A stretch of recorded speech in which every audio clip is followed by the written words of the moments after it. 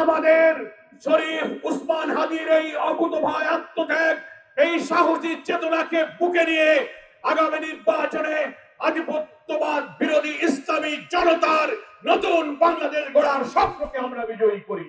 গোটা জাতি যখন আধিপত্যবাদ বিরোধী, ফ্যাসিবাদ বিরোধী শক্তি ঐক্যবদ্ধ হয়ে নতুন বাংলাদেশের জন্য অভিযাত্রা শুরু করেছে, তারপরের দিন তাকে টার্গেট করে গুলি করা হয়েছে।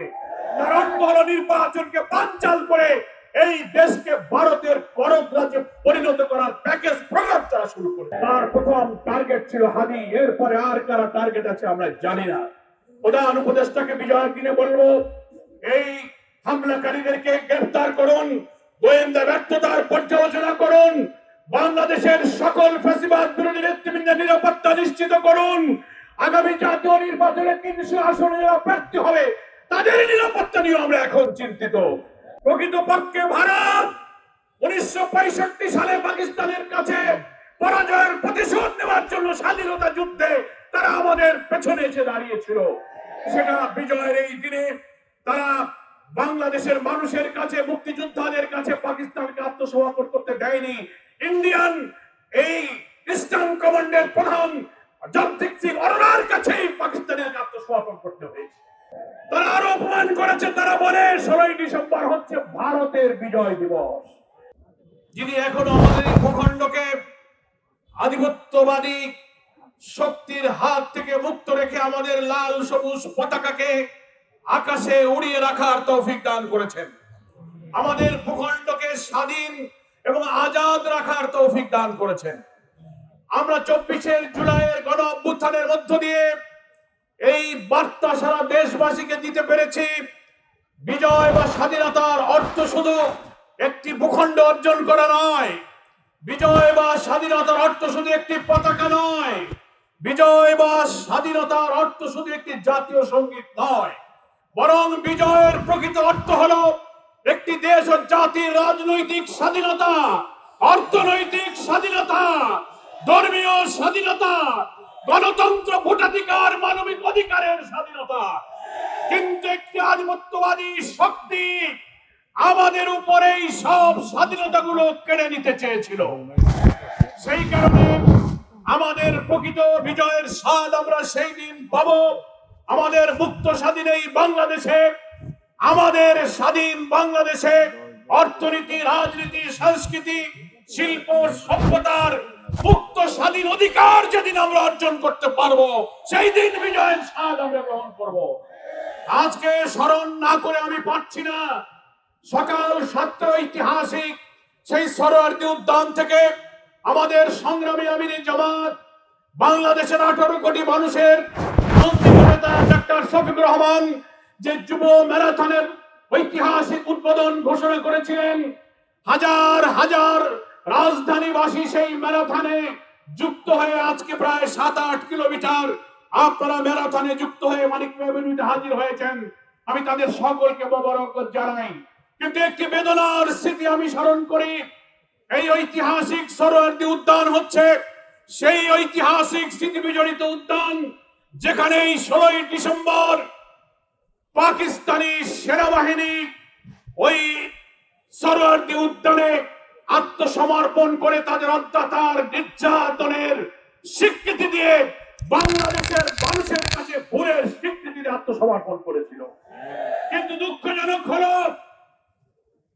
দিল্লির আধিপত্যবাদী ষড়যন্ত্রের কারণে এই স্বাধীনতা যে বাঙালির স্বাধীনতা নয়, এই স্বাধীনতা যে আমাদেরকে তারা দেয় নাই, তার প্রমাণ সেই দিন প্রথম দিনে বিজয়ের দিনে দিয়েছে।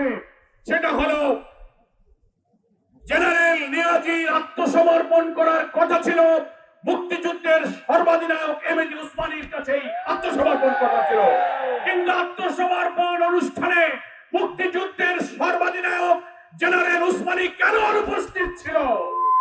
সেখানে জগজিৎ সিং অরোরার কাছে নিয়াজিকে আত্মসমর্পণ করতে হয়েছিল। তার অর্থ পাকিস্তানি সৈন্যরা ভারতের কাছে আত্মসমর্পণ করেছে, মুক্তিযোদ্ধাদের কাছে নয়। আমি মনে করি ওই আত্মসমর্পণ অনুষ্ঠানে মুক্তিযুদ্ধের সর্বাধিনায়ককে অনুপস্থিত রেখে বীর মুক্তিযোদ্ধাদেরকে অপমান করা হয়েছে। প্রকৃতপক্ষে ভারত 1965 সালে পাকিস্তানের কাছে পরাজয়ের প্রতিশোধ নেওয়ার জন্য স্বাধীনতা যুদ্ধে তারা আমাদের পেছনে এসে দাঁড়িয়েছিল। সেটা বিজয়ের এই দিনে তারা বাংলাদেশের মানুষের কাছে, মুক্তিযোদ্ধাদের কাছে পাকিস্তানকে আত্মসমর্পণ করতে দেয়নি।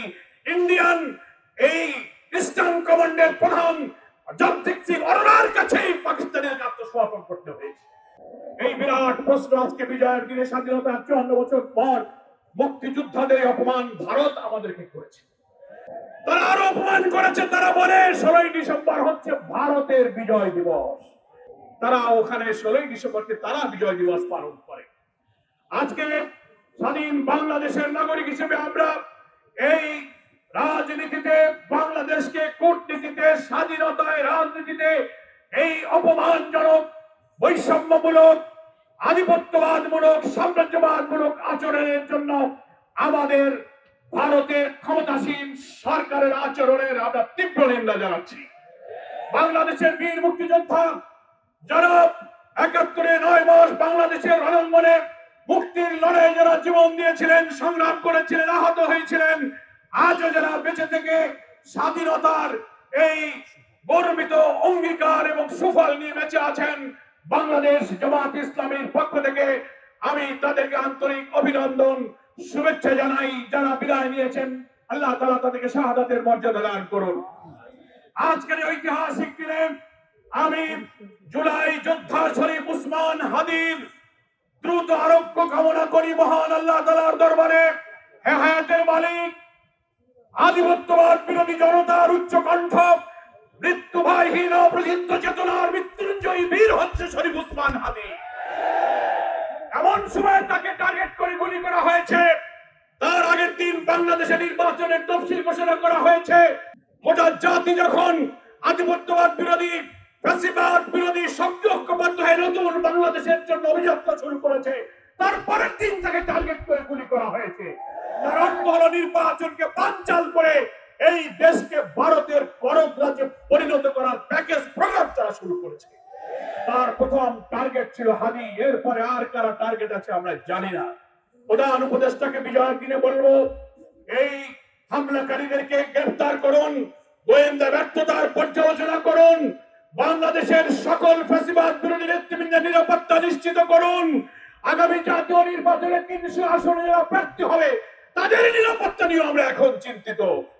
এই দায়িত্ব সরকারকেই পালন করতে হবে। সংগ্রামী দেশবাসী, আসুন আগামী জাতীয় নির্বাচন বানচালের সকল ষড়যন্ত্রকে রুখে দিয়ে আমরা ফ্যাসিবাদ বিরোধী চেতনাকে ধারণ করে আমাদের শরীফ উসমান হাদির এই অকুতোভয় আত্মত্যাগ, এই সাহসী চেতনাকে বুকে নিয়ে আগামী নির্বাচনে আধিপত্যবাদ বিরোধী ইসলামী জনতার নতুন বাংলাদেশ গড়ার স্বপ্নকে আমরা বিজয়ী করি।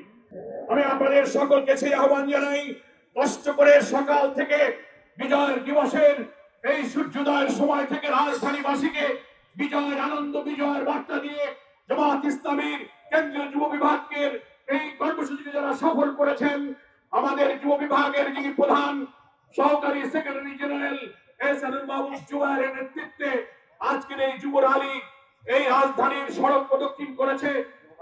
আমাদের যুব ম্যারাথন, সেখানে তারা অংশ নিয়ে এই রাজপথ তারা প্রদক্ষিণ করেছেন। আরো অনেক নেতৃবৃন্দ এখানে আছেন। ঢাকা মহানগরী উত্তরের সংগ্রামী নায়েবে আমির আব্দুর রহমান মুসা ভাই এখানে উপস্থিত আছেন। মঞ্জুরুল ইসলাম ভূঁইয়া কেন্দ্রীয় পরিষদ সদস্য এখানে উপস্থিত আছেন। আমাদের রাজধানীর আগামী জাতীয় নির্বাচনে বিভিন্ন আসনের মনোনীত সংসদ সদস্য প্রার্থীরা এখানে উপস্থিত হয়ে আজকের এই যুব ম্যারাথনকে জনগণের কাছে নিয়ে গিয়ে সফল করেছেন। তাদের সকলকে আন্তরিক ধন্যবাদ জানাই। সাংবাদিক বন্ধুরা, দীর্ঘ সময় ধরে এই যুব ম্যারাথনের শুরু থেকে সমাপনী পর্যন্ত থেকে যারা নিউজ কভার করলেন, দেশের মানুষের কাছে বিজয়ের বার্তা পৌঁছে দিয়ে দেশকে আধিপত্যবাদ মুক্ত রাখার পক্ষে যারা পরম যোদ্ধা হিসেবে ভূমিকা পালন করছেন, তাদের সকলকে অভিনন্দন জানিয়ে আপনাদের এই ম্যারাথন শেষের সকলকে অভিনন্দন, মোবারকবাদ, সুস্বাস্থ্য কামনা করে আমার বক্তব্য এখানেই শেষ করছি। আল্লাহ হাফেজ। বাংলাদেশ জিন্দাবাদ। বাংলাদেশ জামাত ইসলামী জিন্দাবাদ।